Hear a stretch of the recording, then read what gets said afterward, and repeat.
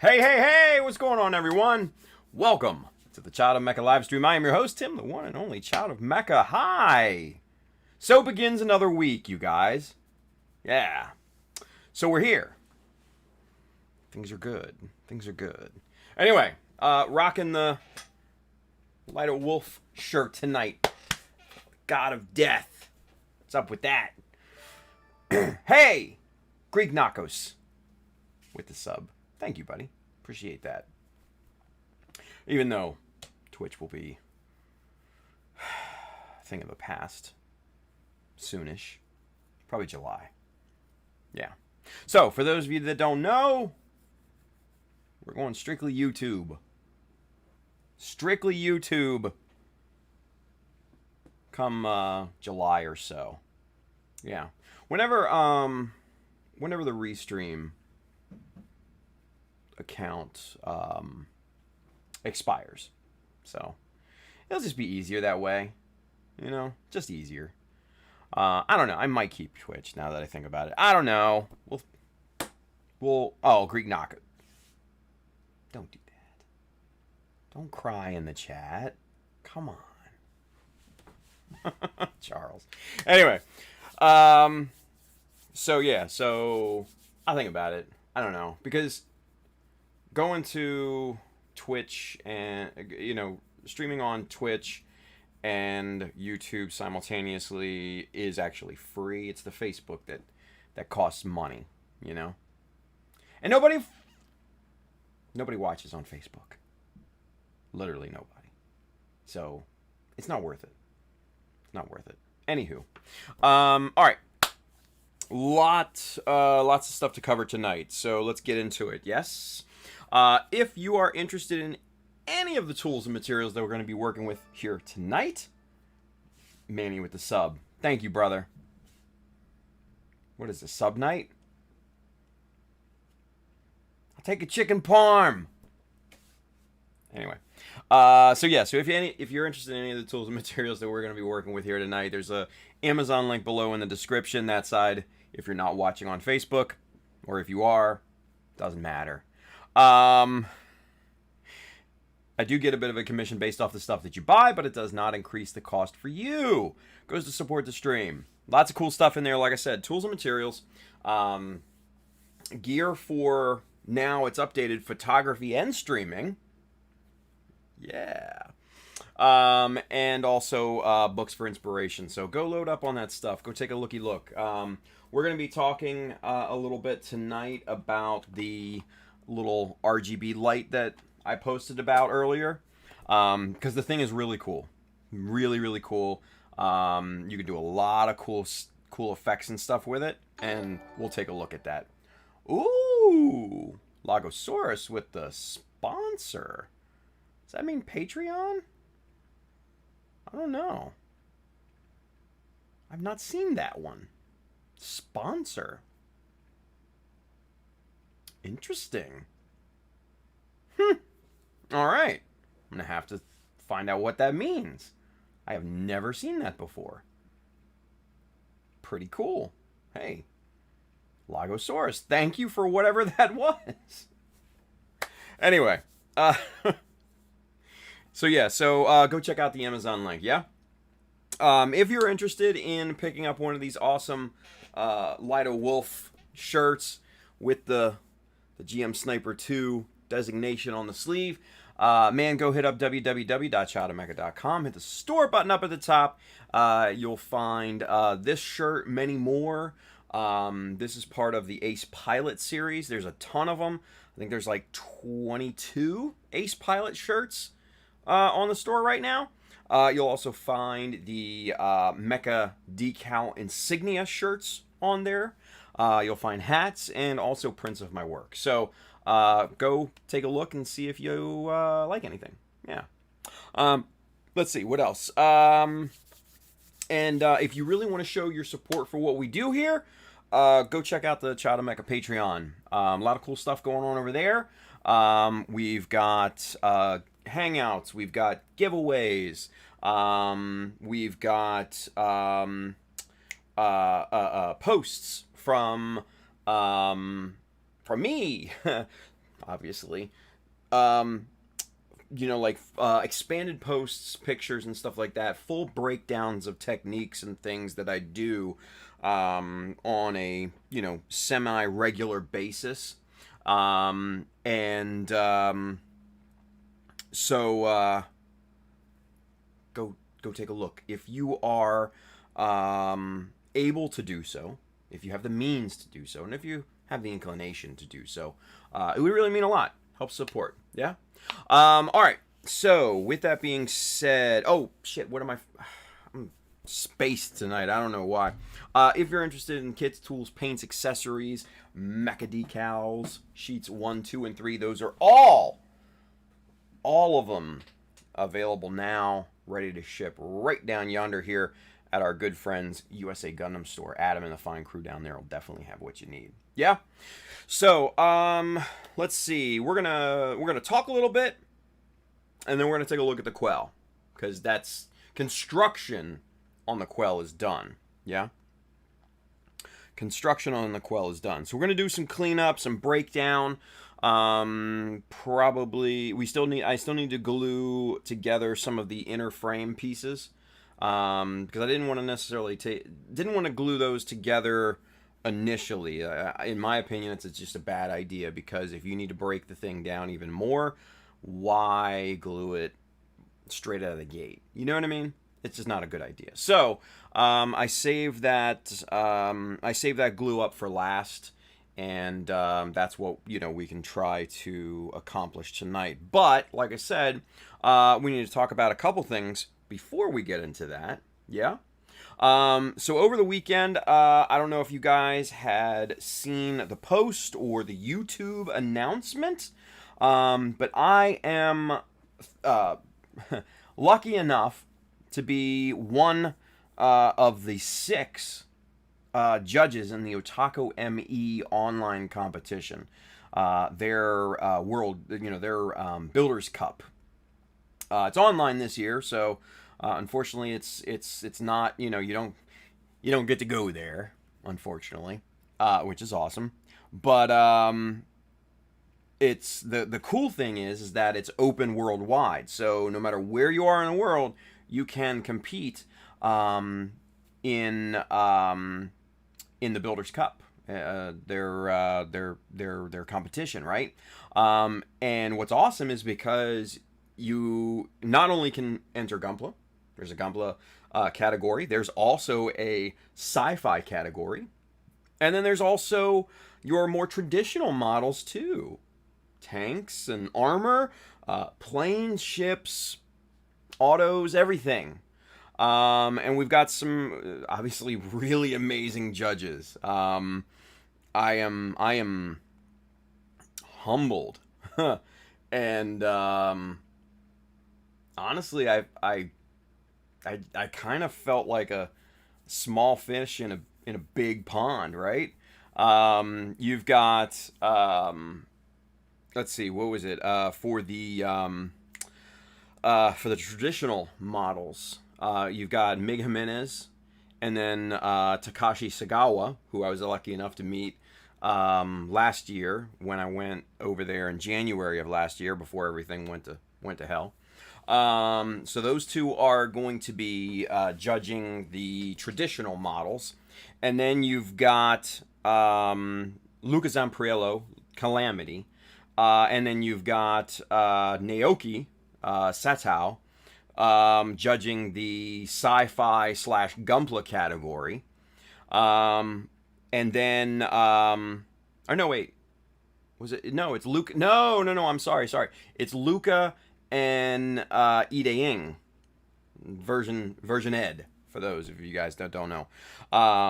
They're going to be judging the sci-fi Gunpla category. And then it's me and Naoki judging the straight Gunpla category. So, yeah. Whew. It's daunting and humbling at the same time, you know, to be just even mentioned with those guys. You know, those guys are like world renowned in our little hobby here, and I'm just like some schmuck that builds models on live streams. You know, it's just yeah, it's a humbling experience. So, when when I found out who the other judges were, and I didn't find, mind you, I didn't find out until the announcement. Basically when everybody found out, right? I had some guesses, which ended up being correct.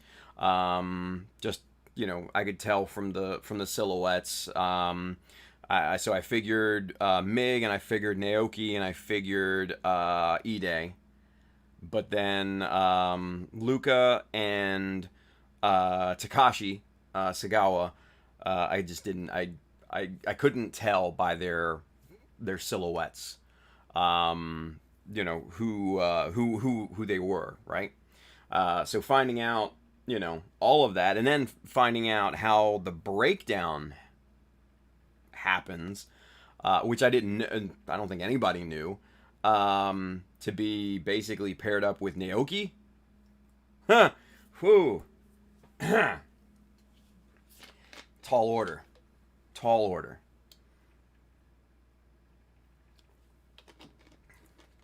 But I'm ready for it. I'm ready for it. I think it'll be a lot of fun. So, yeah. So, you guys, if you're interested, there's a lot of time. I think the due date is September. September 1, I believe. Don't hold me to that. Double check on Otaku Emmy's website or Facebook page. You do have to register. So go take a look at their video about registration and rules and everything. If you do want to enter, the prizes are substantial. I will tell you that. First prize, I think, is like $1,500. Pretty decent, all things considered. But yeah, and I think there's some models thrown in on top of that as well. So it's a significant prize package for the winners. But you're gonna have to bring your A game, because since this is worldwide, this is an international thing. Yeah, you're gonna have to bring everything that you got. Lucas, Mr. Persistent Turtle, what is this? The Otaku Emmy Builders Cup. We're talking about that, Lucas. I was just kind of mentioning how I kind of feel humbled by being included with the rest of those names in terms of the judges. And yeah, it's a daunting task, kind of being mentioned in the same breath as the other five, because those guys are world renowned. Like I said, I'm just some schmuck that builds fucking models on a live stream. Who am I, But yeah, so it's gonna be awesome. So yeah, like I said, if you have the inclination to do so, I highly suggest participating. I know a lot of people are going to throw down in this competition, so I highly suggest that you put your big boy pants on, put your big girl pants on, and get to it. Get to it. So, a lot of prizes to be had, a lot of fun to be had, a lot of experience to be gained from something like this. Yeah. So, sorry, Lucas. No, there is not a turtle category. If there was, I'm sure you would be the hands-down favorite to win. Yeah. Hey, thank you, Bill. Thankfully to Bill, Mr. Rushlam over there, he just posted the link to the Otaku Emmy blog for the Builders Cup. And thank you, Charles. He just posted the same over there on Twitch for you Twitchy folks. So there you go. Thank you guys for posting those links. I appreciate that. But yeah, it like I messaged James Quinsat, who actually works at Otaku ME over in Dubai. Um, if you don't know who that is, I don't know what to do for you. He came in second place in the world in 2018. Beautiful, beautiful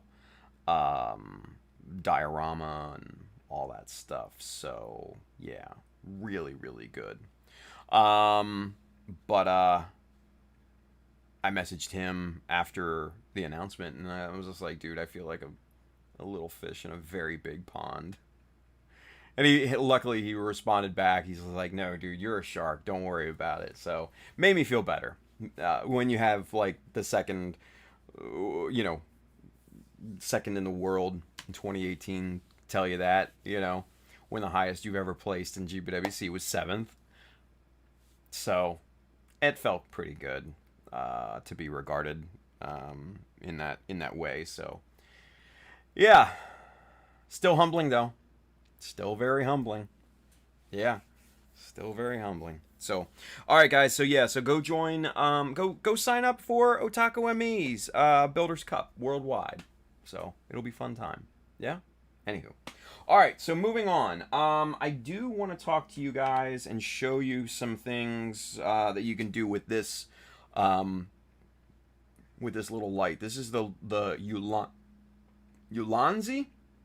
I don't know if I'm pronouncing that correctly or not, but we're going to go with that. Ulanzi. This is the VL49 RGB. And as you can see, little box, right? This is it. This is the unit, right? Pretty damn cool. And we'll switch over to camera 2 here in just a minute. Yeah. Chris R, at least you never placed last in GBWC. Cough. Yeah, well, there is a silver lining, I guess, right? All right, so yeah, so let's switch over to camera 2.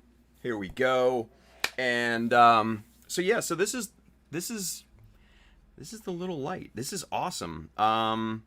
So it's got a nice LED readout here, and we'll turn it on here in a minute, but I want to show you the outside of things first. So what's really cool is this has 60 LED bulbs within here. The plastic over top is already, as you can see, diffused. So that's very nice. Nice soft light hitting your model, even though this is a tiny light source and it's still going to create some shadows and stuff like that. Having that diffusion built in there, super nice. You can mount this on your camera's hot shoe with this little bracket here, and what's awesome is you flip it around, there's three cold shoes over here that you can mount other accessories to, or you can plunk down, for another 3, and you can grid out your Ulanzi lights and have 4 of them kind of in a grid there, right? Which is really, really cool. And hell, you can even put on a 4th one down here and stack them and stuff if you wanted to. But anyway, I just got the one. I just wanted to try it. This is $25. $25. That's it for a full RGB and Kelvin spectrum light. Kelvin spectrum is just white, just normal white light, right? So yeah, and the other cool thing is you can see the little magnet little symbol back here. Check this out, right? So just a little metal ruler, magnetized. So you can stick this to a metal surface and boom, you've got a quick mounting solution. Now, it's not, it's not an incredibly strong magnet, but it does the job. It'll stay there, right? So, but that's pretty cool, right? for this little guy, having, you know, just putting it on a metal surface like that, pretty convenient, all things considered. So, all right, so we'll switch this thing on. You've got a 4-button, actually this is a switch, so 3-button and a switch, little, you know, I lost my words. Anyway, fuck it. So turn it on with this little switch here. The little LED indicator comes on. This is kind of the switch button right here. So you hold this down, and boom, there's the main white light, right? So that's all, you know, that's what you got. And like I said, so you hit this button one more time, you switch it to the percent of power, and it goes from obviously 0 to 100, and you can just lower that, and you can see the amount of light being lowered there. And then hit it again, you see it switches over to the Kelvin reading, and it's jacked up to 9,000. That's the highest it'll go. And then you can see the tint of the light start to change, start to get a lot warmer, and it goes down to 2,500, and you can kind of see how that quality of light on my hand is much warmer, right? Now, if you want to switch over to RGB, you hold down this light, or this button here, and boom, there it is. Now, obviously you can't see this with all of the other fill lights and everything that I have here, so we're going to turn off some lights, and I'm gonna show you kind of the colors and everything. So, without any further ado, Alexa, studio off. There we go. And let's see. Let's flip this guy off here real quick. There we go. And so there you go. That's a little bit better. Now, obviously I'm being backlit by one of the other fill lights here, but as you can see, and that's only 11%. Oop, that's the wrong button. Let's see. 11% power, and there's 100%. So there is like a purplish kind of light, and you can see it goes in degrees, right? So this goes from 0 to 360. So whoops, there we go. So we'll start to change the color, and then you can see it getting way more. That's like the stupid magenta color, right? And then we'll get it right into, look at how red that is, right? Crazy stuff. Yeah. And then that's 0%. That's full red. And then we start getting into the oranges, kind of yellow, and we start to go green, teal and blue, purple, and then back into the magenta and the red. So this is a wild light. I love this thing because you know, you can get all sorts of just cool looks from this, and it's obviously it's going to be a little bit hard, you know, because there's the Quel, right? And obviously, you know, it's harsh shadows because he's sitting literally on the surface of the desk. But if we raise him up a little bit, you can kind of, yeah. So anyway, I really like these for kind of like that mood style lighting and stuff. And obviously the colors change of the model Cause see, look at the look at the red cockpit, right? Watch it. It'll come back and it'll pop. Boom! It's just cool. It's just really, really cool. Anyway, so let's get the lights back on here. Turn this thing off. Alexa, studio on. Ooh. There we go. But yeah, super awesome little light for just, you know, simple tasks and stuff.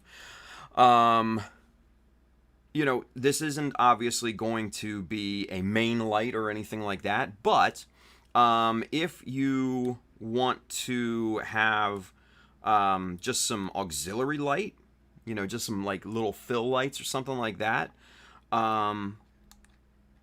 this is perfect.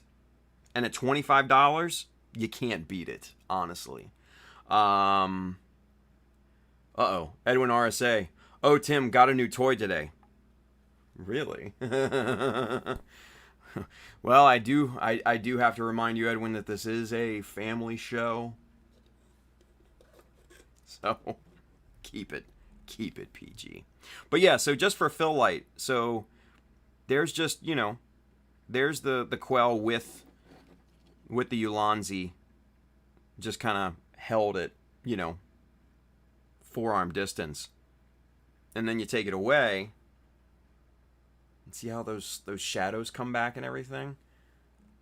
So just nice little fill light to take a look, you know, to fill in those dark areas and everything.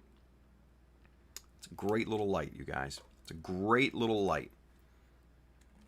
So, Ulanzi VL49 RGB. Awesome investment. You know, even if, like I said in the post, even if you're a photography buff or just someone who's taking pictures with your cell phone, you can definitely benefit from this type of thing. No doubt. No doubt. So, I highly suggest it. Go pick it up. It's in it's in the Amazon page. Go buy it. Anyway. All right, let's switch back over to camera one, and let's get caught up with the chat. Yes, let's see. Okay, so let's see. Calvin Branham, they named it after me. Yes, they did, Kelvin. Yes, they did. Oh, you know what? Let's go back here real quick. Camera two. Yes, Lucas, thank you for reminding me. He wants to know, is it rechargeable or just battery? No, this is rechargeable. Has a USB-C little socket there. Comes with a short little USB to USB-C. Charges right up. Easy peasy. So, yeah, that's another benefit of this, is that you can charge this thing very, very easily. Very easily. So, thank you for mentioning that, Lucas. I appreciate that. I was going to say something, I completely forgot about it. Let's see. Kenneth says, you need a few of these for a full photo booth. Kenneth, I probably, like I said, I probably wouldn't use these for, you know, for main lights. You might be able to if you get a bunch of them. But at that point, it's probably just better to invest in, you know, a nice LED panel or something like that. I have a few of these Viltrox light panels that again I got off Amazon that are absolutely outstanding. It's my main light and then also my side fill light here as well. So I love these Viltrox. And the funny thing is that the main light and the fill light here, they're only at 50%. 50% power. That's it. They're only 50% power. And the other cool thing is that you can run them off battery, or you can run them off wall power too. So I have them both plugged into the wall. But if I needed to, I can just pop in a battery, and rechargeable batteries. They take the Sony batteries. They're very, very common, and they're stupid cheap on Amazon. So you can get a big one that's going to last you hours. Actually, I think you can get 2 of them that'll last you hours for like $20. Very, very convenient and affordable. But these Viltrox ones, if you wanted to kind of studio things out a little bit, a budget studio, these Viltrox lights I think are the kind of the ways to go. Sony C. I think that's it. Lucas, it's the one that has the 2 prongs that go into the battery. I forget I forget the type of it off the top of my head, to be honest with you, but it's a Sony battery, from what I understand, or a Sony design. Let's see. Pabs is with us. Ayo. Hello. Bill says, Kenneth, one light is all you need. If it is a good light, technique is more important. I agree. Pab says, I use the non-RGB version of this a lot. Very helpful. Yeah. And Pabs, this is cool because you have that RGB option. You can do some sexy mood lighting on your resin kits. Just saying. Let's see. Cirksry is over there on Twitch doing the LOL emote. Thank you. Pab says this isn't good enough. To Kenneth, this isn't good enough as a key light or an area soft light, but it's good. It's a good auxiliary directional. Yes, I totally agree. He says, I do find you need to diffuse it a little bit more. Yeah. I don't know. Maybe. It depends. Depends on your flavor. Anyway, Kenneth says, I use 2 to 3 small LED lights to tone down the shadow. There you go. Michael Dawson, no splotches seen, so you're sure it's working right. Oh, Bill, fucking hell. Bill says, this looks perfect for background lighting. Compact size will let you maneuver it where you need. You can use a white/gray background and the color lights for background. Yeah, exactly. Let's see. Sam L says it's how he films his OnlyFans. You don't want to see that. Kenneth, can it go disco mode? Bill, I'm not going to ask the question. No, it's not happening. The Baby Shark is not being played. Well, maybe now. Alexa, play Baby Shark. Do. Yes. As 30 some Alexas start playing Baby Shark. Anyway, I know I got some people on that. Don't lie. I got some people. Let's see here. Kenneth says, can it go disco mode? I mean, if you sit there and cycle the light and everything, yeah, sure, why not? Let's see. Julius has got a question for us. We have a question.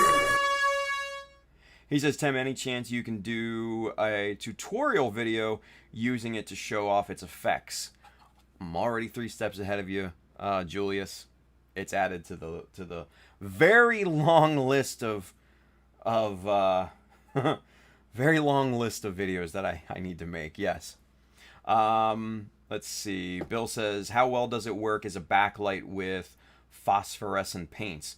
I don't know. I don't have any phosphorescent paints. Maybe pretty good. I don't know. Let's see. Lucas Persistent Turtle says, just sold me. Yeah, the USB-C is so great, right? Pab says, can't get any sexier than that resin cheese. Jesus. Anywho, John Lynn's with us, creeping freely for you too. 50 Shades of Resin. There you go, Pabs.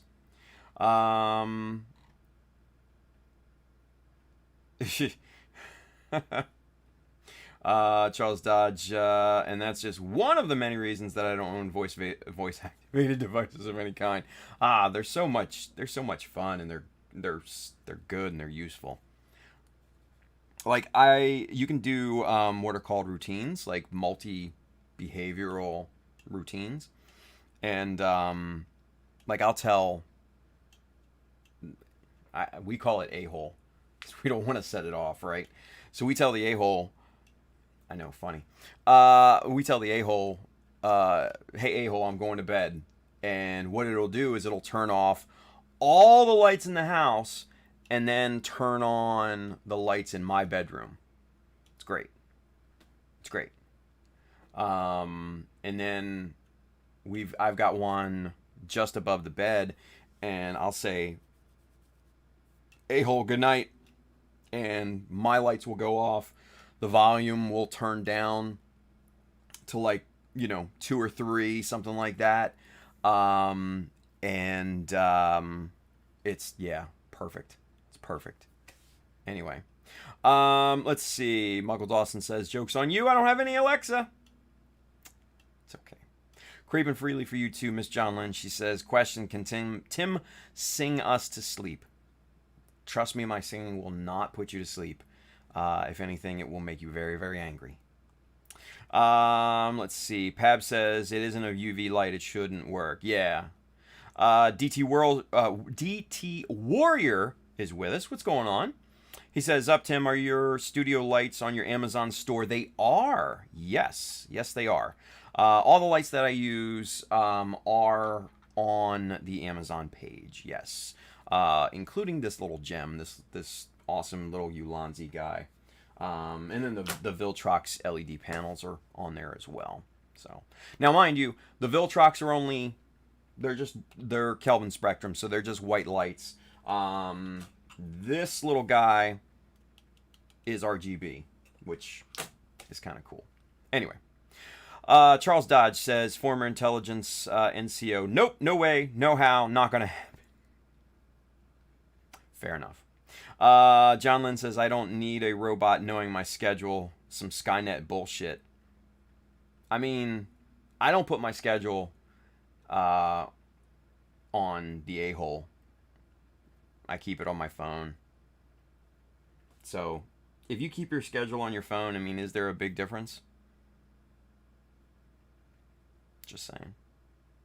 Anyway, Samuel says, we use the programs, but for funny shit. Yeah, no, I mean, you can, there's some funny ones on there, right? Let's see. Kenneth says, Tim's grandma voice singing. Yeah, right? It would be bad. It would be very, very bad. All right. So let's change gears. Let's take a look at the Quel. Okay?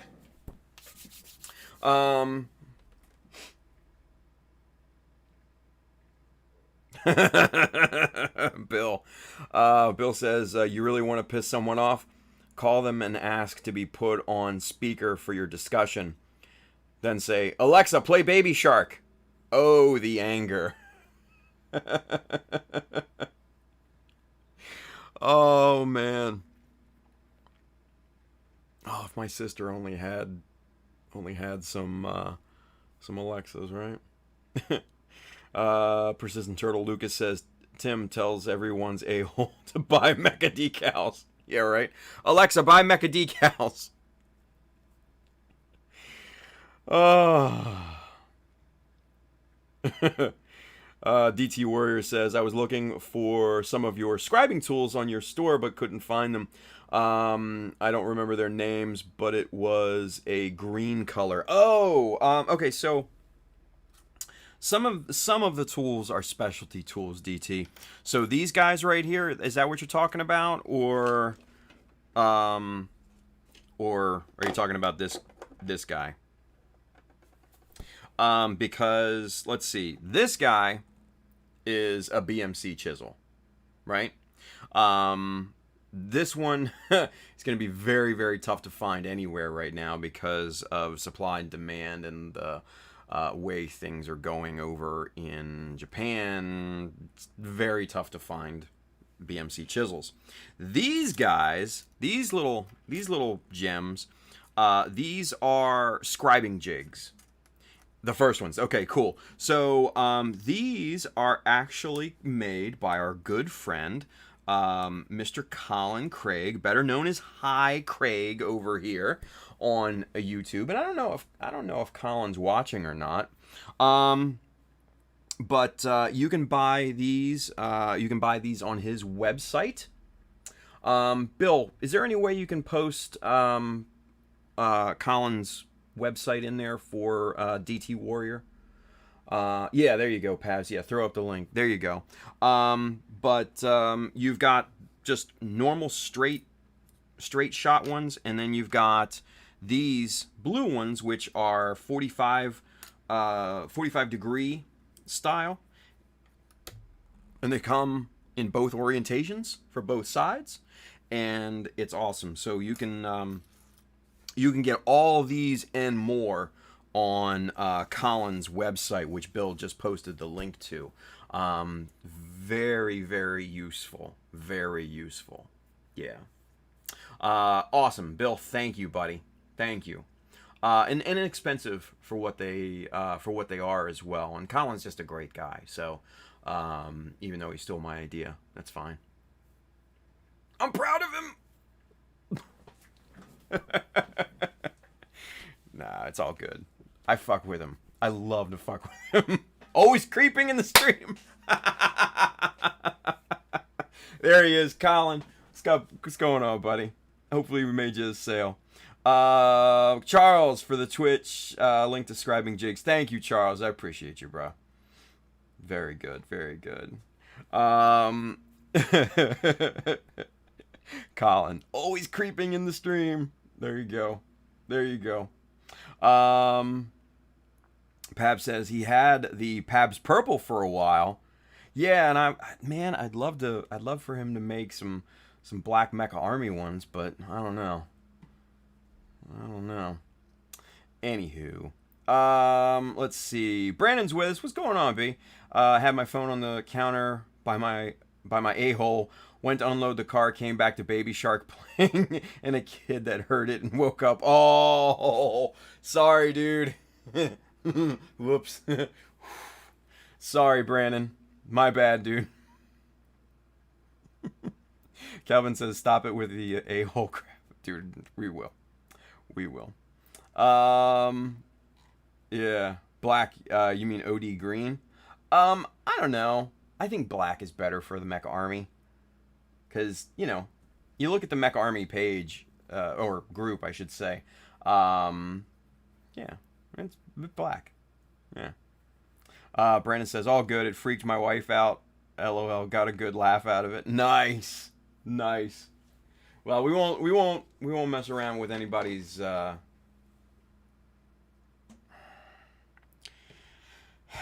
we won't mess around with the Amazon utility anymore. I was going to say a-hole, but that just would not have come out correctly. We're going to stop messing with everybody's a-holes. Yeah, no. Doesn't sound exactly right, does it? Anywho. Pab says, maybe that Navy, Tim. Ooh, that Navy would be good, but I don't know. I'm more Mecha Army. But the Navy would be fire. Not gonna lie. Let's see. Charles says, have you not heard the replacement for Baby Shark? Chicken Wing song? I don't know if I want to hear it at this point. Hi, Craig. Colin says, black I can do. Been trying to find the calm navy blue too. You're a prince, man. I love Colin. Bill says, I associate blue with Child of Mecha more. Yeah, no doubt. Navy blue is absolutely a Child of Mecha color. But I don't know. I kind of more the group rather than the individual. I don't know. Maybe it's just me. I like the thought, though. Whatever. Let's see. Persistent Turtle, Mr. Lucas says he also has an order for Mecha Decals. Whoop. Gunpla Miami, Mr. Chris, he says, sounds right to me. What's up, everyone? What's going on, dude? Pab says, why are we talking about a-holes? Is this Wet Palette Wednesday? Right? Your mother! Gulp Uruguay says, thanks, Pabs. Let's see if that new is my first resin kit ever. Woo! Sam L, I have some metallic blue that kind of looks navy. There you go. That's what I'm talking about. Okay. Without any further ado, let's get into looking at the Quel here, yeah? So, ta-da! There he is. Man, I'm super happy with this. Super happy with this. Just overall, like I said in the post, this was just a straight up practice build. And there's a few things that I've found. Ooh, what's this? Hosting new type Nova. Thank you. Appreciate you. There's a few things, a few habits that, I was noticing while building this, and looking back on it, that I need to either stop or refine, right? But overall, I'm really happy with this build. Nice, subtle details, just a mix of different techniques and stuff like that. Nothing, too crazy in terms of, crazy mods or scratch building and stuff like that. Just, nice, subtle things. Yeah. Bill says, did Tim ever say if he was going to work on Builder's Homework on stream? If he did, it was while I was locating a link. No, I didn't, Bill, because the main reason why is because I've already done it years ago, actually. Taking an inflation needle and making it into a thruster. Just saying. Anyway. But yeah, so nice subtle mods on this. Logical additions like these vents here in the back, the elbow pieces and stuff. Just, they make sense.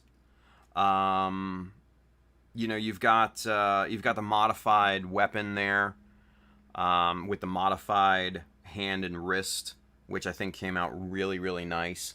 The addition to the knees, I think, were probably the biggest plastic addition. But, yeah. Overall, I think this came out really, really nice. I'm very happy with it. And, yeah. So, we're in business here. We're in business. Yeah. All right, so first things first. Like I said, surface prep comes next. We need to wet sand this thing. I need to break this down, and I need to get the parts, the inner frame parts, glued up and permanently locked in place.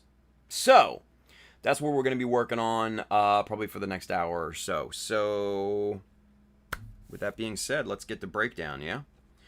Alright, so, first things first, the little parts, let's get those out of the way. Mainly that. We are going to also, for ease of use here, remove the shield. Pull the thrusters. Put those in the bin. Put that over here. Alright, and then we're going to pull that off, break that down, put that away. Alright, and now we're clear to break down the limbs. Arm 1, arm 2. Leg, head, torso, finito. No. All right. So let's really get this thing broken down. Yeah. The shoulders are pretty much done in terms of assembly and glue up, so we're going to put those away. Pull the head, pop the neck joint out there. Now we need to glue up the inside of the head, the inner head portion here. And let's see, let's try to get this off here without causing some damage here. Come on. Oh, wait a minute. That was all... Oh. That was just one piece anyway. Shit. Okay. Cool. Makes my job easier. Alright. The shoulders are glued together, seamed and everything. The upper arm is good to go. We'll pull the hand. We'll need to break that down. And let's see, let's get the armor off of the forearm here.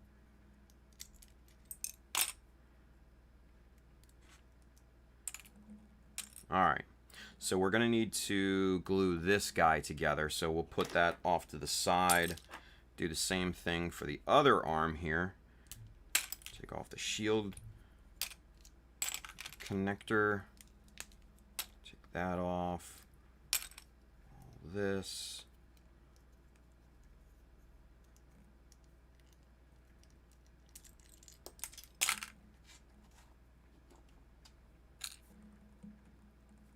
Alright, so there's the other inner frame of the arm.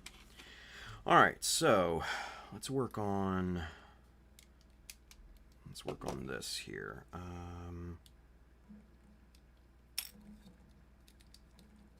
Can't remember if we have to glue the inner portion of the backpack together or not. I think so. Let's see though. Yeah, okay, so we'll need to glue that together. Take off the skirts.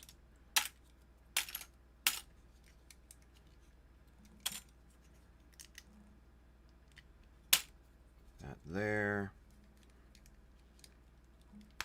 That there. Come on. There we go. Gentle. Gentle, gentle, gentle. Is this already seamed and done? I think this part is actually already glued together. Yeah, this one's already done, so that's good. Alright, so the chest. Tear all this down.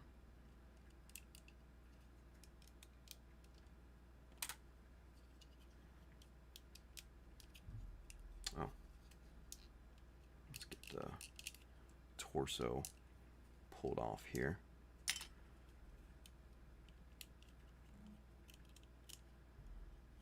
There we are. Pop the vents out so you don't lose those. There we go. And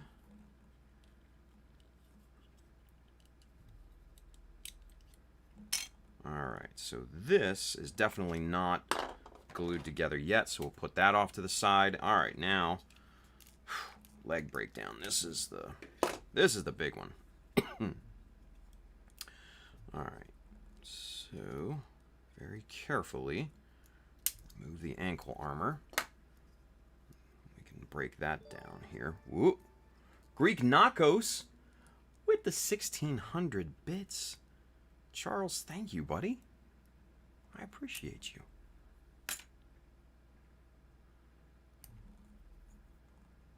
Alright, those are good there.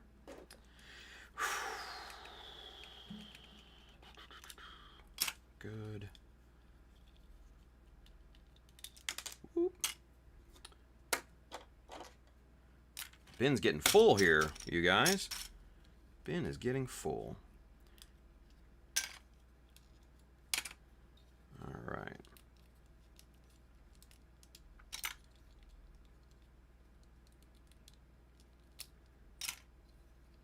Yeah, no, I saw. I'll get to Bill's question here momentarily.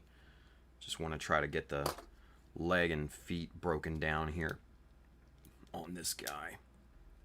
Got that there. All right. Yeah. All right. So there's the inner foot. So let's get caught back up here, and let's talk to Bill, shall we? Okay. So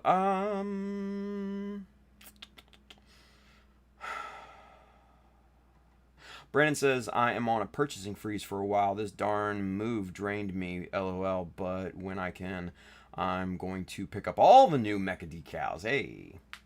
Pab says, stupid is as stupid does.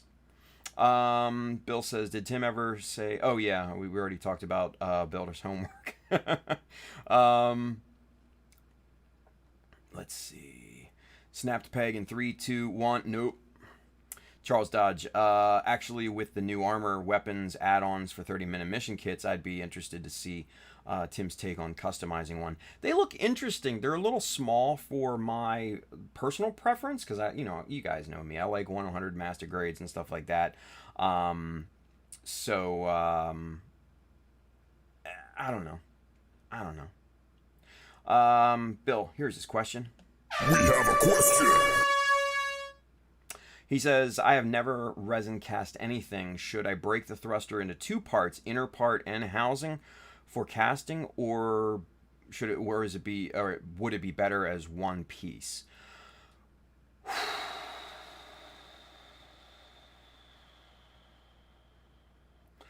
Bill, it depends. It depends. It depends. Number one, it depends on your complexity. That's going to be the main issue. Because not only do you have to think about the complexity, you have to think about the undercuts, you have to think about your pouring, your pour spouts and everything like that, your escape, your vent escapes and everything like that. And then obviously the orientation just within the mold itself you have to think about. A 1-part mold can work. It works on simple, pretty simple shapes and things. And that's not to say that you can't cast something, detail heavy on a single part mold, on a single dump mold.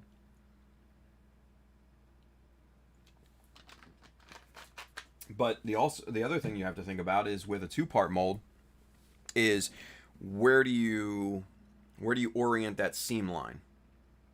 Where do you orient the split? How do you orient the piece within that 2-part mold? These are all questions that need to be asked and researched before you pour any mold rubber or resin. Shoot me a picture of what you got, Bill, and that'll help me better, kind of understand the look of it and the structure and everything. Because without seeing the part itself, there's really no good answer I could give you, unfortunately. I've poured 1-part molds. I've poured numerous amount of 2-part molds. Hell, I've even done a 3-part in my day, just because it needed it. So yeah, it's just one of those things. Now, if you want to be able to paint the pieces easier, obviously you want to cast those as separate pieces. Bill says, got it. I will separate them. Just wanted to think about it as I was designing my build. Yeah. Okay, so it sounds like you have separate pieces. Yeah. So I mean, if it the more breakdown you have, the easier it is to paint and put together and all of that, right? So yeah. Yeah. Question answered as far as I'm concerned. But yeah, Bill, shoot me some pictures of what you got, and I can kind of give you some pointers in terms of orientation, and things to look out for and stuff like that. Because with resin casting, you have to think from a bottom up perspective, right?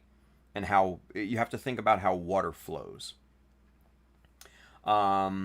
Because as water fills a cavity, any undercuts which could potentially trap air if they don't have an escape mechanism, you will never get rid of those bubbles no matter how much you try. And at that point, it's just a failed mold, and you might as well start over. So in that respect, it's almost like plumbing, you know. So if you start to think of the mold, the end result of that mold in those types of situations, then your mold is going to be more successful. So there's a lot of things to think about when you're casting something. Especially the molding process, by far, is the hardest part of resin casting. It's not mixing and pouring the resin, and it's not cleanup, and it's none of the stuff after you pull it from the mold. The hardest part of resin casting is laying the rubber down and getting a good mold. That's the art form of resin casting. And I say art form because it's not scientific. There's no science in it other than the water, flow principle. Orienting the piece inside of that and twisting it and turning it within that 3D space to find just the proper way for that air to escape and for that resin to refill it. Like I said, it in my opinion, for whatever it's worth, it's an art form. It really, really is. So, but yeah. Anywho, let's see. Bill says to Charles, not sure Tim would be interested. Aren't those kits the size of high grade kits? Charles says they are. Bill says, yeah, probably too small for him. He really sticks to a master grade size mainly. Yeah, there you go. So, Mecha Painter. What's going on, Andrew? He says, hey, what's going on, buddy? Thomas Staten. He's with us over there on YouTube. They are smaller than an average high grade, but taller than a core Gundam. Phew. So they're tiny. They're tiny. Charles says, depending on the resin you use, a combination vacuum chamber to degas and then a pressure pot to shrink any leftover bubbles would get you the best results. Absolutely. I use a pressure pot. I mean, that's good enough for me. Degassing, when it comes to degassing, I mean, you're really only going to degas your mold rubber. But I find that if you put it in at the same pressurization as you do for your resin, it's solid. I don't know. For what I do and for the resin that I use, or for the mold rubber that I use, for me, degassing is just worthless at that point. But depending on what mold rubber you guys use and other factors, it may be an absolute necessity. But for me, it's just I don't do it because I don't need to. Bill says, got it. I will separate them. Just wanted to think about it as I was designing my build. There you go. Charles says, with a pressure pot and sufficient overflow gates, you could minimize undercut air bubbles. To a point. Yeah, to a point. If that undercut is severe and you don't compensate for that or you don't vent it, you're, no matter how much pressure you put into it, it ain't gonna do much. Just is what it is. Bill says, will do, Mecha Painter. And the chemistry. That's fair. That's fair. Charles says, do you have a pressure pod? If not, and you have access to Harbor Freight, Google search YouTube videos on converting their paint sprayer into a pressure pot. Yeah. Bill says, Charles, at the moment it is just about designing my thruster to be cast in the future, not casting it anytime soon. Just planning for the future. Hint, hint on future possible builders' homeworks. Yes. Yes. That's going to be a part of it. That's going to be a part of it. But yeah, for those interested in making your own pressure pot, it's actually really simple. Yeah, and I got the $99 special from Harbor Freight too, and I've been using it for years, and it's great. You know, you do have to do a little bit of modification to it. You know, you have to tear off some of the parts on top, and they just screw on, and you know, you just have to unscrew them and buy some other parts and stuff like that to seal it and cap off the other port and everything like that. But for that, hell, I just put on a pressure gauge and boom, it's easy. Yeah, so building a pressure pot, about $99, maybe a little over if if you don't have the Harbor Freight coupons or whatever, but they're always floating around, so take advantage of them. Mecha Painter says the King of Random makes one cheap. Interesting. So, good deal. All right, let's get back to breakdown, shall we? All right, so we got the one leg to do. Let's get this thing broken and stripped down.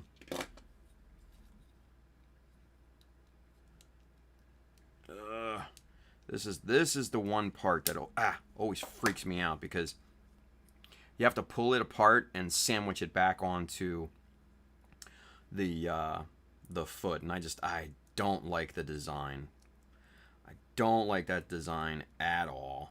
Like, Bandai, you could have done something better for us, but you didn't. You took the cheap way out, you sons of bitches, but it's still a good kit, so what are you gonna do? Anyway. Alright, let's get that off of there. Come on. There we go.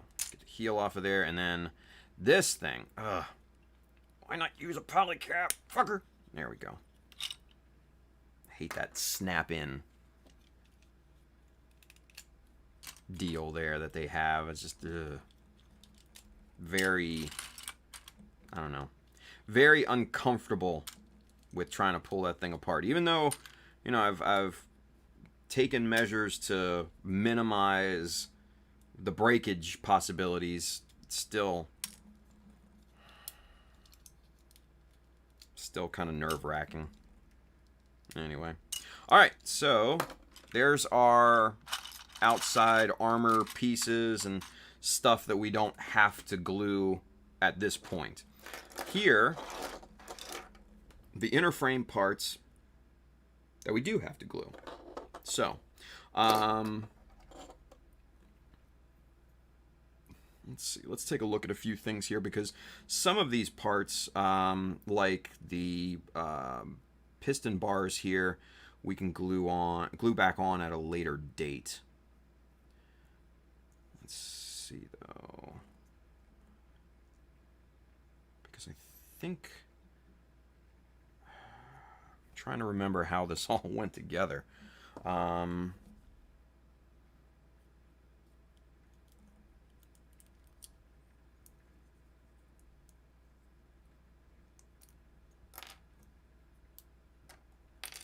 Shit. Well, that inner part's not going to matter too much, quite frankly. The reason why I'm kind of bummed right now is because these two piston bars I want to paint silver, obviously because they're piston bars, and this little cover that keeps them in place goes, you can see it on this one. Well, I wonder, hang on, let me see, can you fit that in there? Yeah, oh, look at that, look at that, look at that. Okay, so we can kind of jimmy that in there, and I don't know. So let's see, if we glue that and we hinge that down, we hold that together, will it work?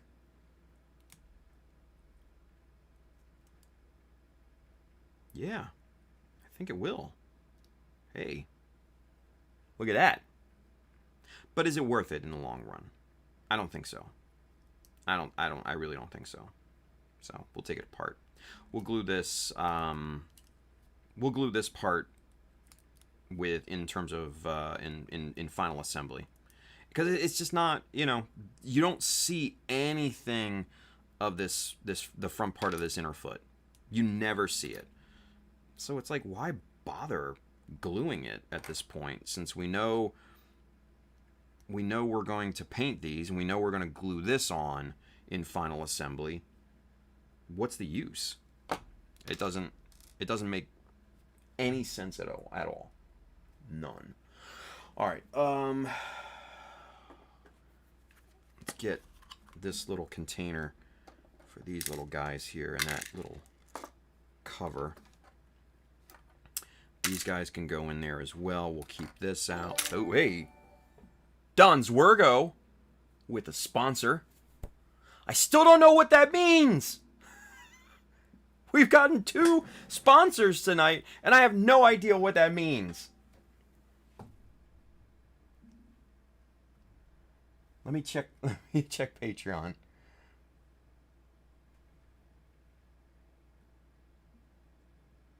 All right, so it's not Patreon. At least it doesn't look like it.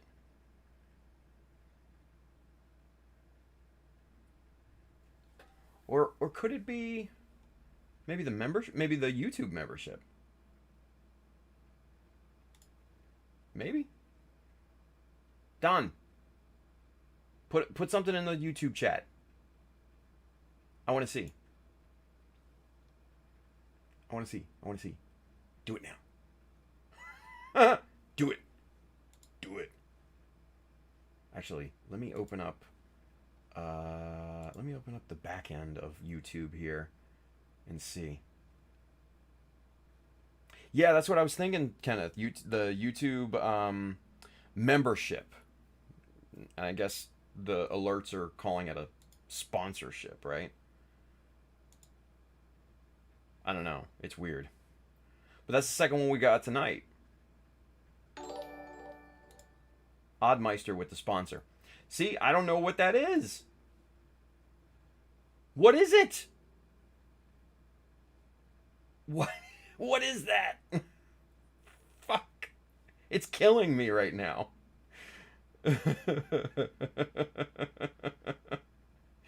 It's fucking killing me. Like, I want to know what that means. Julio! What up, stupid? Alright, let's see here.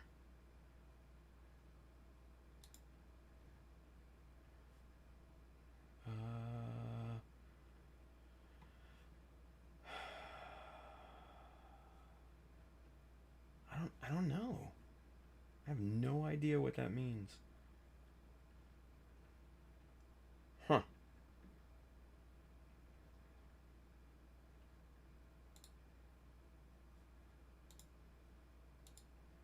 That's weird, yeah. I don't know. I don't know what that signifies. So Charles just no. See, Charles just became a member over there on that Twitch. Maybe I know Streamlabs calls it a sponsorship. Maybe. Charles. Oh, see, but see that's the thing. What the.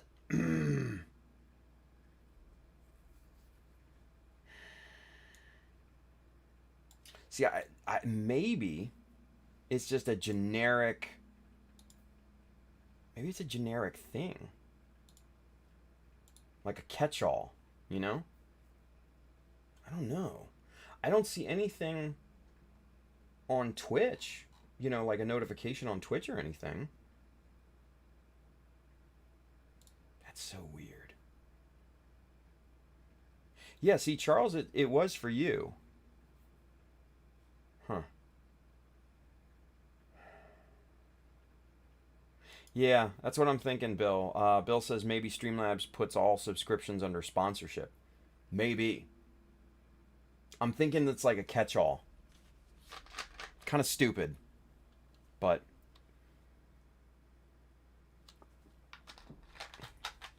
that's why I want to. That's why I want to change my notifications to something a little bit better. Just another thing to do, right? Just another damn thing to do. The list goes on and on and on. Bleh. Bleh. Anyway. All right. Continuing on. Get these little... God. I gotta sand these little suckers down because these... the ball units on these bars are a little bit big to fit into the cowling on that. So, alright. So there's two parts that we definitely need to slap together, yeah? Oh, man. What are we going to do with this?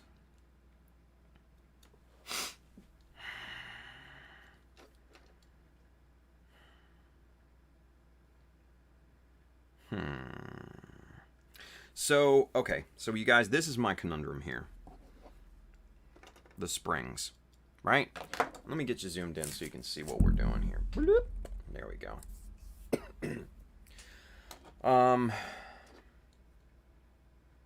Yeah, Charles says I can tell you none of them have been Twitch subs. It tells us in the stream chat. Yeah, no, I saw that.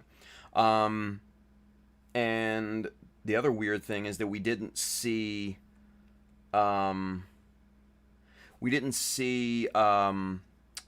the marker come up. You see how in the YouTube chat it says, you know, member?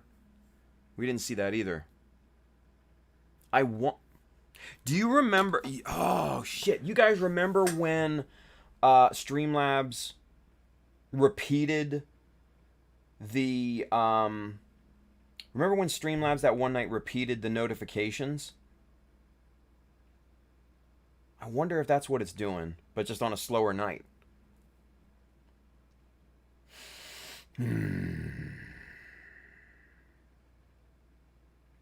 don't know. I have no idea. I guess we'll see, right? I'm not going to worry about it at this point. Not going to worry about it. Trilogy Studio wants to know, what's the plan for the inner frame? You mentioned gluing it. Yeah, we need to glue, you know, some of the sub-assemblies. Like, this part of the inner foot we need to glue. And honestly, we need to seam a couple of these because this is... Some of these parts are... you can see from you can see when the model is put together and stuff. So yeah, we need to put some of these together and get them glued up. Now, like I said, the problem with this are these guys here, the springs, right? Because they're so buried within the parts and everything. I want to see how we're going to tackle this.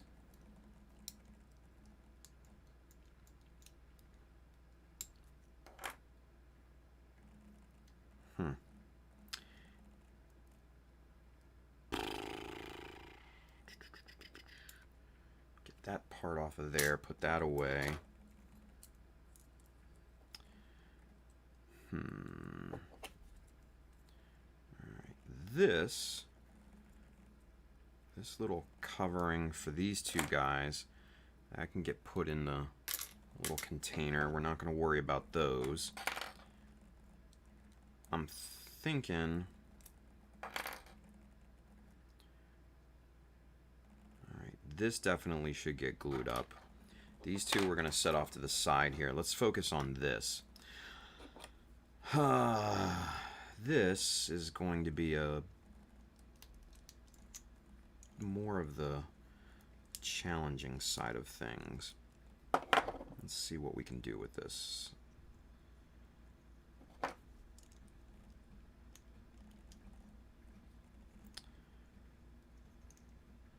This whole assembly here is a bit on the challenging side because this piece is a single piece here, right? And the springs, the rods that the springs form around are molded into both of these halves. So we need to be able to get this apart. Come on. There we go. Without, let's just try. There we go. Pull the springs back, and that'll make it easier. There we go. As we almost lose a poly cap. So let's see here. We definitely need to glue the upper leg together. There's no question about that. This guy we need to absolutely glue together. So we'll put that off to the side, put the poly cap in there. Now let's take a look at this assembly here and see how we're going to do this.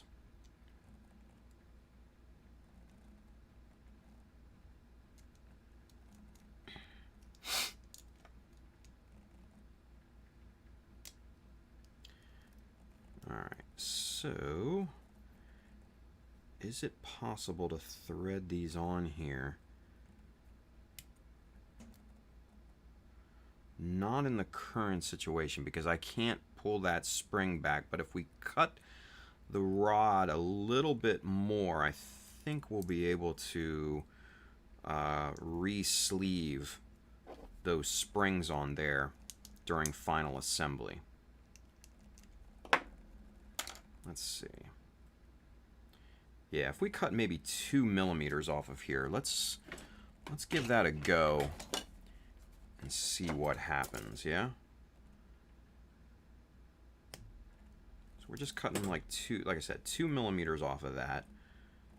And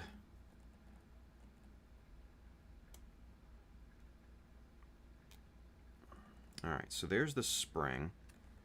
Now,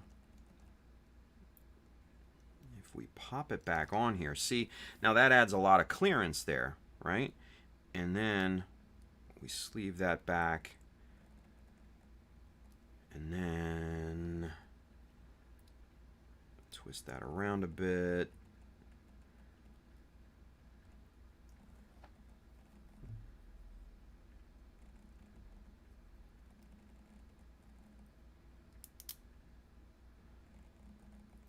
Put that back on the right way here.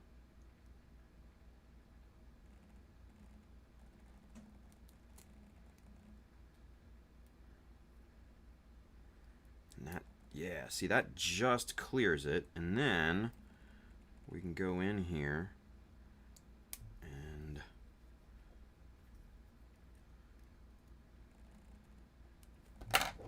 we can slide the spring back into that receiver hole there. So that works out great for us. So that's really good. So let's get this spring pulled back out. And see, there you go. You got plenty of clearance at that point. And all we did was cut off about 2 millimeters. Hell, I think we could probably cut off a bit less than that and still be perfectly fine in terms of getting clearance for the spring, right? So let's try that with this one. Okay. I'm just going to cut off just right to about there. And then we will, oop, come on back here. We'll re-sleeve this.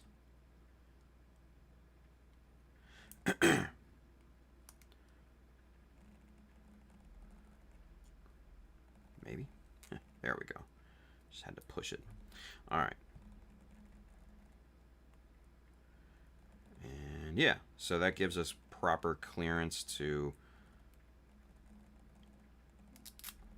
Yeah, see, that gives us proper clearance to sleeve that. Actually, I may want to cut just a bit more off of there just to be on the safe side, because I don't want, in final assembly, when this part here is painted, I don't want, you know, to push down on this and take off the edge of that paint, you know. So if we give it a little bit more clearance and then guide that in there, there you go. Looks the same. Nice. Nice. All right. I think our problem is solved. So, with that being said, let's take off the springs, put those in the bin. This part we can glue together once the upper leg is glued together. And then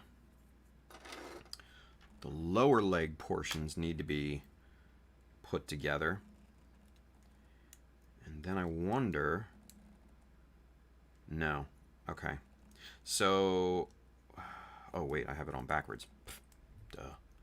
Alright. So... At that point, can we glue this side together? And it looks like we might be able to once all is said and done, because then we'll be able to sleeve, still be able to sleeve the springs on there. So we should be able just to push those into place. Maybe.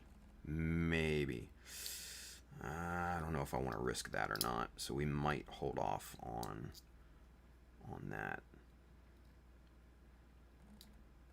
Actually, that went on pretty easily that time. I guess it was more about orientation of the spring.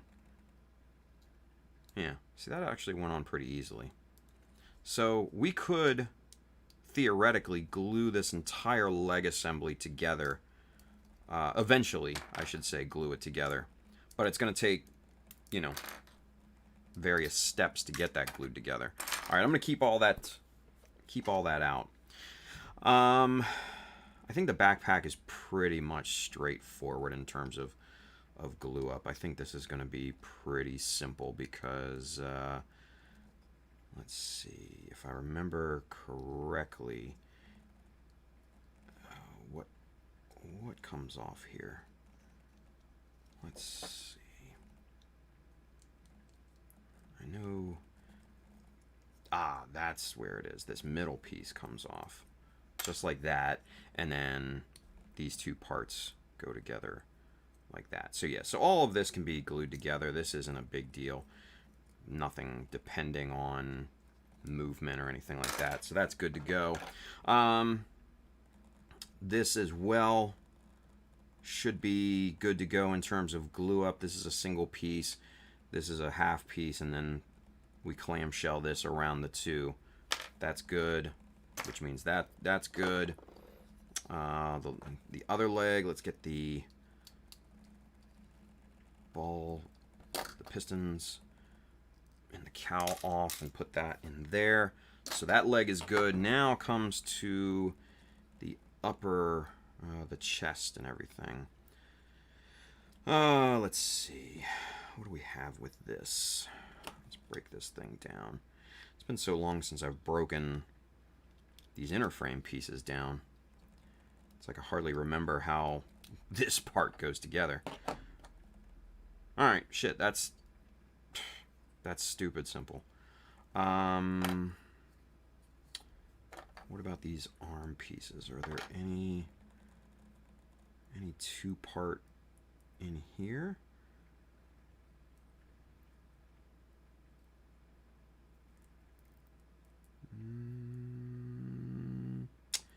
No, that all looks pretty good. Well, actually, right here.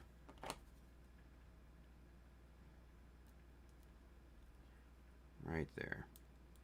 So yeah, so we need to glue these parts together here. Yeah. Yeah. See, that's the. I knew there was something that that this, needed gluing or something. So yeah, so those parts there need gluing, and then I think that's it as far as glue up goes. Once those are done, we just slap these two together, and this one's good to go. So that's easy. That's easy stuff. So good, very, very good. I need a small container. Hang on one second. I need a small container to house all this stuff here.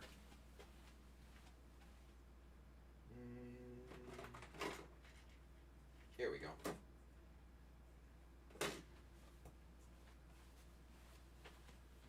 All right. This will work. Right here. It's one of these cheap, stupid cheap IKEA little bins. You can get 11 of these things for like $7. They're great. I bought like 3 or 4 sets of them, and they're fucking awesome. All right, so let's get all of these in here. I'll worry about glue up on those later, but there's the inner frame parts that we need to glue.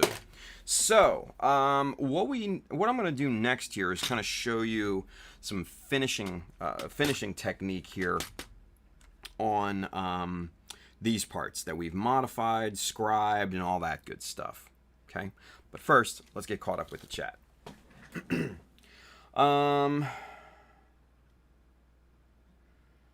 Let's see.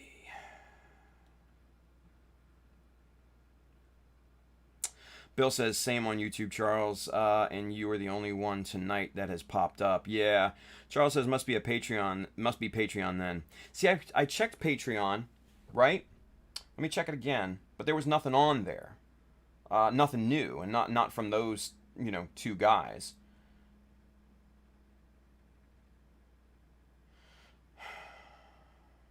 Yeah. Nothing new on Patreon either. So I think those might be echoes from other streams for some reason. I don't like that, but what are you gonna do? Let's see. Bill says, so Don Zwergo may have subscribed on Patreon and it just came up as a generic sponsorship label. Yeah, but like I said, there's nothing showing up on Patreon though. So I don't know. Charles Dodge says, last time I painted a new kit, I primed it while it was assembled to see what, if any, inner seam lines would show up when assembled and posed. There you go. Nightmare 440. What size of the spring are you using? I think those are 2 or 3 millimeter, I want to say. Let's see. Come here, you. Those look like 3 millimeter.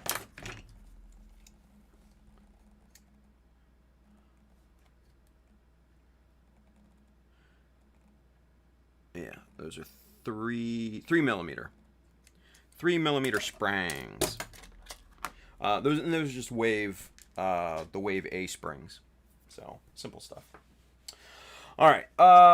Bill says, I think he says those were 2 millimeter springs, not 100%. 3. You were close, Bill. You were close.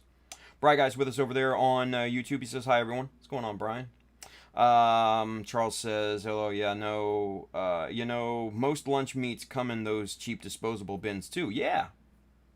Yeah, well, use what you need, right? Meat-flavored Gundam. What? Belted Earl. Yes, sir. Let's see. Bill says, I like the small little containers from Rubbermaid Tupperware set. Great size. Yeah, and these actually come in a few different sizes, and they're actually, like I said, really inexpensive, and they're great. I'll use them for a ton of different tasks. So tonight I've got one here with just some water in it because we're gonna do some wet sanding. Yay! Everybody's favorite. Woo! Wet sanding. But I also use them to hold parts. I use them to strip paints. I use them to organize my parts for painting. All sorts of stuff. So yeah, they're great. And honestly, it doesn't matter what container you use. It's just that you use them. So, all right. So let's get down to business. So for those of you that are not familiar with the practice of wet sanding, you're in for a good little treat here. Wet sanding is a process where you introduce water into your sanding, and what happens is the surface becomes just a ton smoother than if you only sanded with dry sandpaper, right? Kenneth says time for Tim to get wet. Stop it. So yeah. So what we're going to be working with here, first and foremost, where did that piece of sandpaper go? I just had it. Is it at the bottom of these? No. Okay, good. I just had a piece of 1000 grit wet sandpaper, and now it just fucked off. What are you gonna do? Anyway, I'll just get another one. Screw it. Okay. So, I've pre-cut these little pieces of sandpaper and obviously labeled the backs of them. This is 1000 grit sandpaper, and we're gonna be using this to start off our sanding on these parts here. We're not gonna, obviously we're not gonna go through every single part. Ooh, the shield. The inner shield part here would be a great part to show you guys wet sanding, because it's a large and kind of smooth surface. So let's start with that, because that would be beautiful to work with, because we've got sanding, we've got glue, glued in edges there and stuff like that. So wet sanding it really just smooths everything out, and it's so great. So like I said, I pre-cut these little pieces here, and I have them in a container over on the side of my workbench. So we'll just fold this sucker in half, right? And like I said, you want to get a basin of water. You want to have your cutting mat or whatever, fairly clear, because this does, make a little bit of a mess. It's just water. It's not a big deal. But go ahead, dip your sandpaper in the water, right? And ideally you want to hold the piece over the basin of water. And really it's just the same technique, but with water. And I'll show you why this is a superior method of surface prep as opposed to just dry sanding. Number one, no dust. No dust in the air. No dust in your lungs, right? So you don't have to wear a mask or filter or anything like that. We wear, trust me, we wear enough masks during the day. You don't need one while you're at the house working on a model, right? So you can see there, see that kind of, that milky kind of haze on there? That's the plastic dust in the water, and it's kind of creating almost like a slurry, right? So re-wet the sandpaper and then just keep going. Now this is going to knock down any edges from your scribing, which there's going to be some, no matter what. That's just the way scribing is.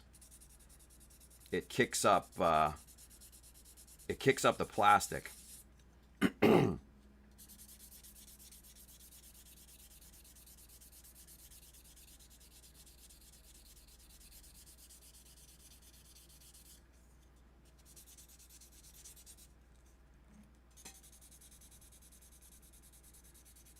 Now, you don't necessarily need to do this for every part. I will do this for, the scribed surfaces and the areas that, I had to fix because of a mistake or something like that, where I slipped, or, in the case of one of the arms, I drilled a hole in the wrong spot, so I had to fill it. So you don't have to necessarily do this for every single surface.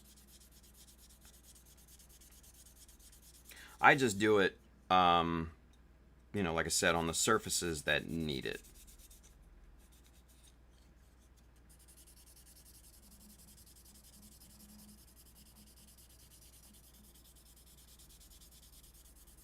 Okay, and you can kind of see that slurry really forming there on the surface of the piece, right?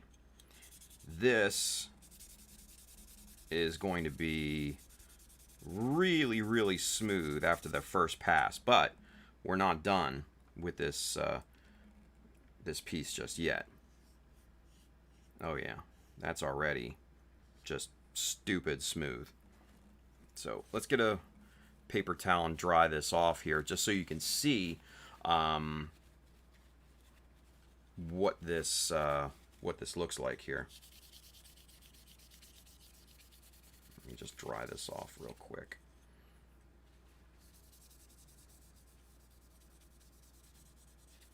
All right. That is stupid smooth right now. Just stupid smooth. You run your finger over this. There's no raised edges on the scribed in panel lines. There's nothing here from this glue in. There's no surface difference at all. No difference. Just none. Now, you could leave it at that. 1000 grit is really, really wet sand to 1000 grit is really, really fine. But you can kick it up one more notch and go 3000, which I'm going to go ahead and do, because I want this thing to be just insanely smooth, right? Kenneth says, wet sanding on resin saves your lungs too. No resin dust. Yeah, no, exactly. Well, same thing with this. You don't want to get plastic dust in your lungs either, right? So, both are super valid. All right, so we're going 3000 grit wet sand. Mind you, this may be overkill. It probably is. But I want to demonstrate why this is such a great technique to have in your bag of tricks.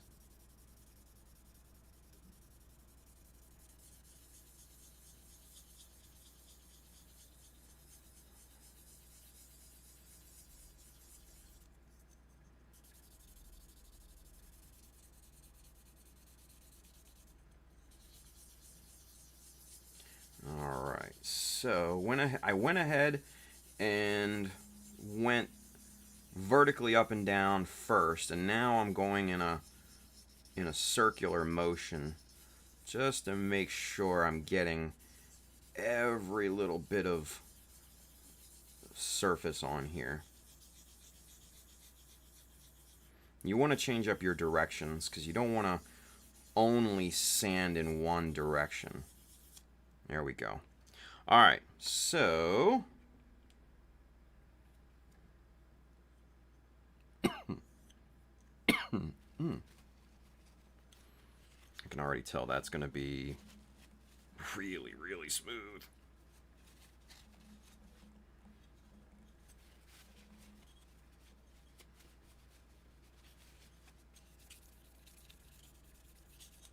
Ah, of course. Of course.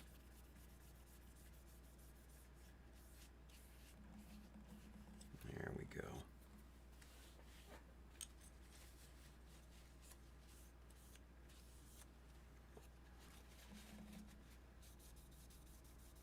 Yeah.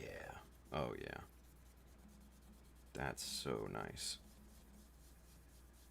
And believe it or not, you can even use paper towel to quote unquote sand, smooth, buff, whatever, whatever term you want to use, a piece of plastic. I've done it many, many times in the past to get a, kind of a super high shine or smooth surface on a piece of plastic, and it works. You can even use like notebook paper, or like printer paper, something like that, because that's basically a super fine piece of sandpaper. But man, oh, the difference, but it's night and day. Let's do this. Let's put this back on here, and let's get super zoomed in, and I'll show you. Hopefully we'll be able to see the differences in qualities, surface qualities, from the wet sanded part to the non-sanded part. Yeah. Excuse me. Let's see. Let's get. Where's super zoom? Here we go. Right there. And, ooh, what was that? What was that? What was that? What was that? Seth builds raid with a 4. What's up, Seth? What's up, everybody watching, Seth? Hey. All right. So there we go. All right. So we're showing, we are showing the quality of sanding. And see, there you go. There you can see the quality of the lines after a high grit wet sand, right? We're gonna put this off to the side, and obviously there's a little dust in there, so let's get the.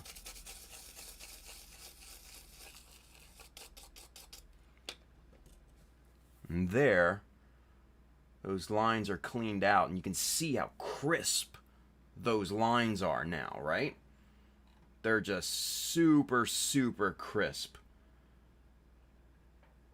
And they just look really, really nice. Now, in comparison, you come up here to these lines, and yeah, they look crisp, but let's see if we can. Nah, it's hard to see, but you can definitely feel it when you run your finger over top of it. And actually there, right, actually, it's very, very subtle. Right here, you can see that little, on this side of the piece, on this line, you can see that little highlight right here, right? Just that little hint of a highlight on this side of that panel line, right? That's the raised surface when you scribe like that. It's not crazy. And you see how it disappears? Watch. Where did it go? Where's the highlight? Oh, it was right at a perfect angle. Right man, I had it. Nah, fuck it. Anyway. Greek Nakos has gifted a sub to Halo. Hey! What's going on? Anyway. But yeah, so you can definitely tell the difference in terms of quality and smoothness and just edge fidelity. Because the lines and the surfaces that you've wet sanded are absolutely so super smooth. That's what gives you those crisp, those really, really crisp panel lines. Because when you scribe into a piece, let me illustrate this for you here real quick. We'll use this, yeah. So let's see, right here. Okay, so when you scribe into a piece and say, here's a cross section of your piece, right? And here's your panel line. Your chisel rides in here and it etches out this panel line. That's what it looks like, right? Now, as it scrapes that plastic back, some of the surface plastic will form this raised edge right here. And it's not very pronounced either. But the thing is, there's the rest of the surface of the piece. But these little points right there, when you go to prime and paint them, they build up and they become more pronounced, right? And you can definitely feel them, and then when they're primed and painted, you can absolutely see them. And they look like shit. So that's what I'm talking about, those raised edges on panel lines. And by wet sanding those, you eliminate them. You just cut them down, and then all you're left with is just a nice, smooth surface with that great looking panel line. Crisp, right? Like it's engineered. So that's the main reason that I wet sand my panel lines and all that stuff, is to get those raised surfaces just dead flat. So all right, so let's get caught up with the chat here. Yeah. Bill says, remember to save your good plastic containers for gunpla. Gasoline can go in plastic bags. Yo, what is wrong with people? I swear to God. Let's see. Miguel Crespo, he's got a question for us. We have a question. Miguel wants to know, do you wet sand with finer grits, or is 1,000 as far as you go? Actually, 1,000 is what I start with, right? That's the lowest that I'll go. Well, I know I take that back. Maybe I will go 400 in some instances. In instances where I have to really smooth out a piece, I'll go down to 400. But normally, I will start with 1,000 and then work my way up, or just leave with 1,000. I'll usually go 1,000 and then 1,500, and then just kind of leave it at that. Mainly because I always do flat finishes. But if I'm going to do a gloss finish, like a high gloss or a metallic or something like that, then absolutely, you want to go as high as possible. Now, I'm not saying that you create a mirror out of your plastic with, rubbing compounds and stuff like that. No. But going up to 3,000, absolutely, 100%. That'll give you a really, really nice, smooth surface for your primer to sit on, and then wet sand the primer too at about 3,000. Smooth the primer out. And then once you've got your primer smoothed out, and you want to use a light hand with the primer. You don't want to sand through the primer. You just want to smooth the primer. Once you've smoothed your primer, then you can move on to your high gloss paint. And then, mist coat first and then a wet coat after that. Should be good to go. That'll leave you with a nice high shine. And then the rest is your decision. So, but yeah, I usually start with 1,000, Miguel. Great question. Charles Dodge says, but definitely don't use styrofoam cups or containers. True. Bill says, really good idea to wet sand any metallic or super high gloss sections. There you go. Bill says this, the shinier you want the result to be, the finer grit you should sand. Exactly.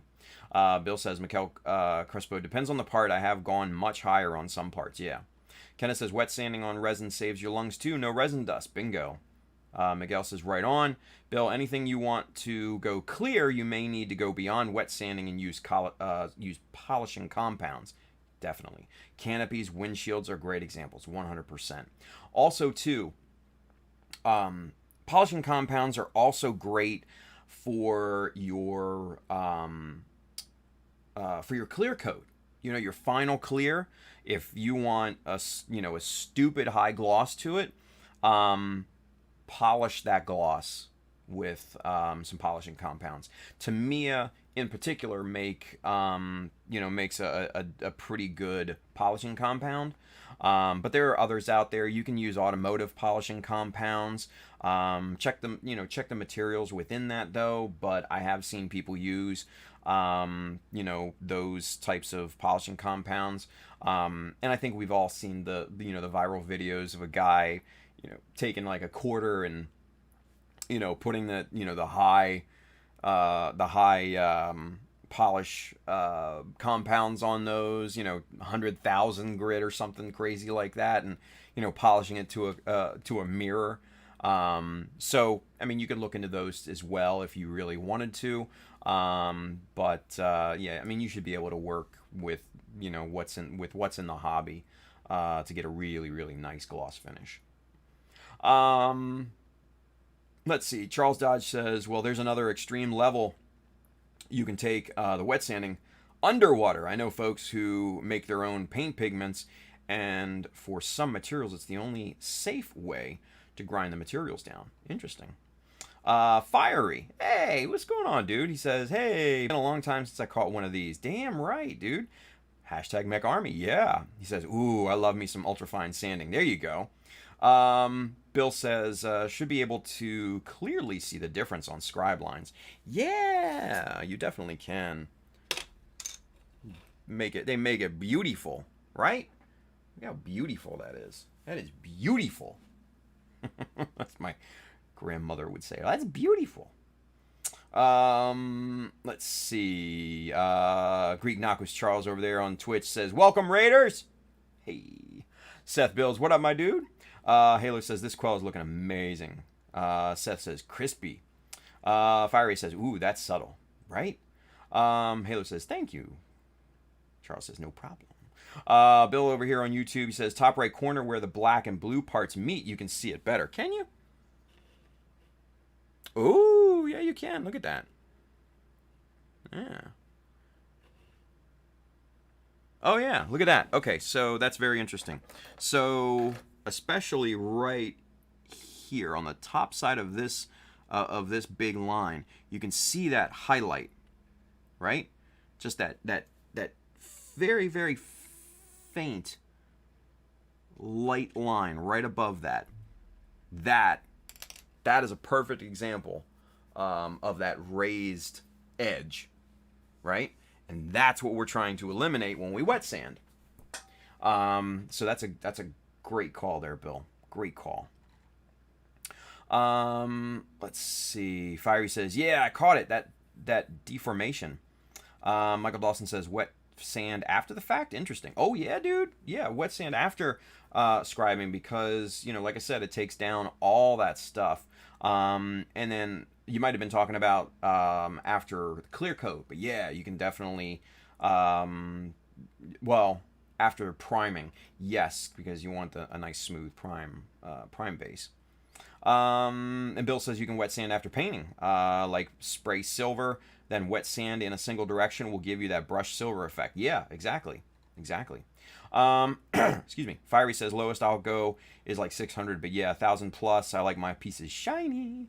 Charles Dodge says so some think about it like this: you're not sanding the primer, you're polishing it with 3K sandpaper. Yeah, pretty much, exactly. Charles says what sucks about the level of polishing is that if you don't get all the previous scratches out, it stands out like black pepper in a sea of salt. Yeah, no, it really, really does.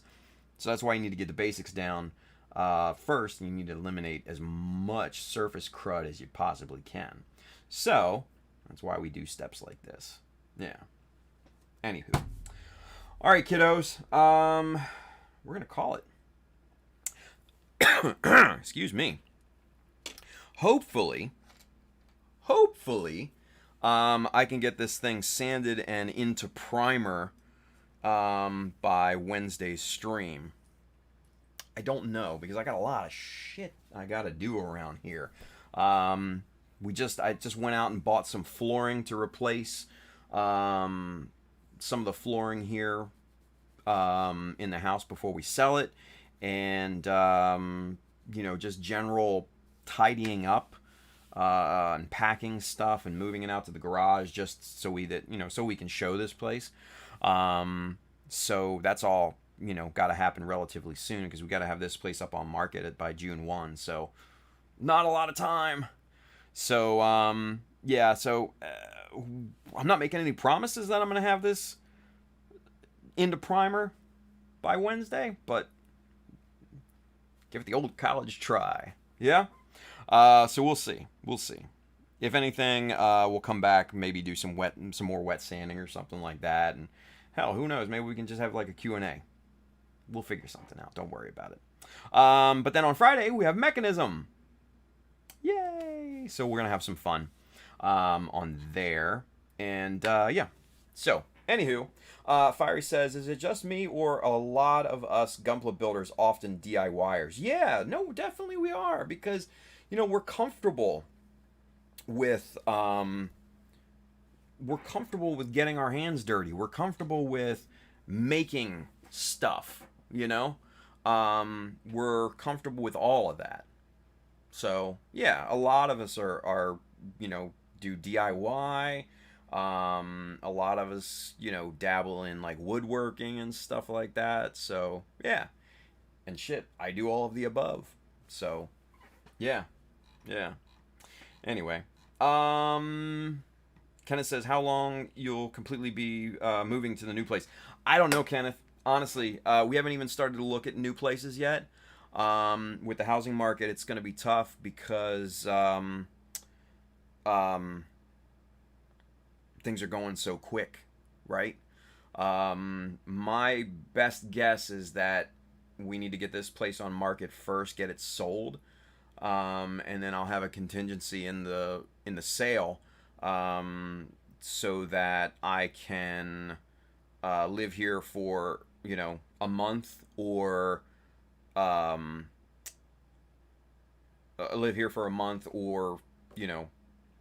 find a place, whichever comes first. And if worst comes to worst, just get an apartment for temporarily and put some stuff in storage. So, I don't know. We'll see. We'll see. But I definitely want to try to find a place to buy, so that we can get settled and, make the place our own. So, we'll see. We'll see. Anyway, Bill says, I hope to start seeing more pics on everyone's progress. I agree. He says, who's been following the builder's homework, like with old school Gunpla's thruster build? Yeah, no, George is doing a great job on it. So, yeah. All right, kids. So that's going to do it for me tonight. I'm a tired one. If you're interested in any of the tools and materials that we worked with here tonight, or if you're interested in picking up this little Ulanzi RGB light that we showed a little bit earlier, there's an Amazon link below in the description. That side, if you're watching on Facebook, go take a look at that. I do get a bit of a commission based off the stuff that you buy, but it does not increase the cost for you. It just goes to help out the channel.